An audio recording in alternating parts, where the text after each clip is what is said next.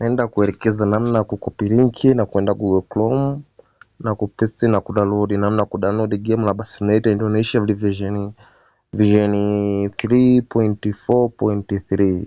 namna kudownload zile link ambazo unakuwa umeshatumiwa WhatsApp. Mimi ndo nafungua WhatsApp yangu ndo kama hii. Angalia mtu ndo kanitumia kwa mfano. Unaona link ndo kama hizi hapa. Unakandamiza link moja, unaona moja.